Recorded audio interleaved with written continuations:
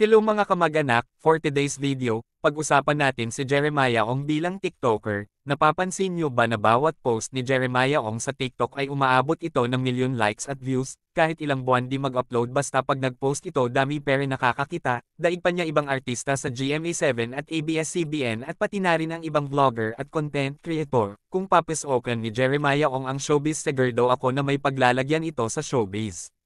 Ang kasikatan ngayon ni Jeremiah Ong ay may kukumpara kay Sophia Smith aka Fayang na halos magkapareho ang nakukuha nitong engagement sa TikTok, umaabot sa milyon-milyon views at likes in just 24 hours. May nababasa rin ako na kung walang Jeremiah Ong sa Ong Fam di aabangan ang video ni Jeo Ong, magiging kulelat daw ang views nito, agree ba kayo?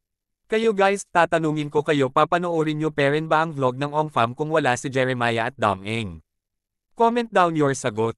Paano mag-Chinese ang isang Jeremiah? Chinese, paano Chinese? 谢谢啊，这毛什么？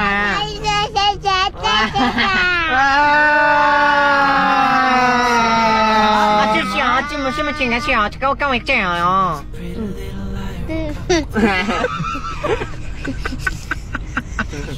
这是吗？这个名，Chinese, go. 这是啥？哇，这是啥？ Ano sabi niya?